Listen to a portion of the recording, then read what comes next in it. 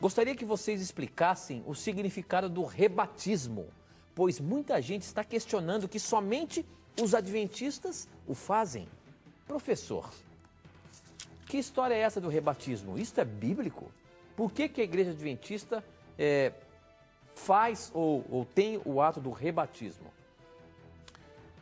Eu vou analisar isso resumidamente. Primeiramente, querido irmão, querida irmã, quando Efésios 4:5 fala que há um só Deus, uma só fé e um só batismo, ali é no sentido qualitativo e não quantitativo, ou seja, a Bíblia não está dizendo que uma pessoa tem que se batizar uma só vez na vida em todas as ocasiões, por exemplo, mesmo que haja uma apostasia. Então o texto fala assim, há um tipo de Deus verdadeiro, há uma fé verdadeira e há um batismo verdadeiro. Então o sentido é qualitativo e não quantitativo. Entretanto, a Bíblia, obviamente, a Bíblia não manda e nem proíbe rebatizar. Por que então a Igreja Adventista Sétimo Dia adota a prática do rebatismo? Pelo seguinte, nós vemos em Atos capítulo 19, 1-6, um exemplo de rebatismo. Mas nós temos uma opinião equilibrada sobre esse assunto. Então eu quero que você acompanhe essa explicação até o final. Ali em Atos 19, 1-6, nós percebemos que alguns seguidores de Cristo, eles já haviam sido batizados no batismo de João, ou seja, mergulhados nas águas. Porém, Paulo perguntou para eles o seguinte, vocês receberam o Espírito Santo quando creram? E aí eles disseram assim, mas nós nem ouvimos que existe o Espírito Santo. Então, para que eles fossem batizados pelo Espírito Santo, Paulo achou por bem batizá-los nas águas novamente.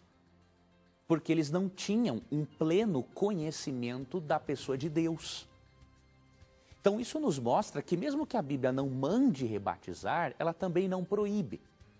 E qual é a circunstância em que nós recomendamos o rebatismo? Bom, se você ler o livro Evangelismo, escrito por Ellen White, cofundadora do Adventismo, ali a partir da página 373 ali em diante, Ellen White é muito clara em dizer o seguinte, que se um irmão de outra denominação evangélica decide, por exemplo, se tornar adventista, ele não deve jamais ser forçado a se rebatizar. Por quê?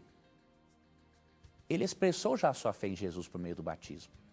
O que ele pode fazer é uma profissão de fé, dizendo, olha, agora eu assumo também essas crenças da minha vida. E no mesmo livro, Ellen White explica o seguinte, se o Espírito Santo colocar no coração da pessoa que ela deva batizar-se novamente, ou seja, diríamos refazer o seu casamento espiritual com Jesus, tudo bem, a pessoa é livre para isso. Então nós recomendamos, na verdade, o rebatismo, mas num caso de apostasia, né?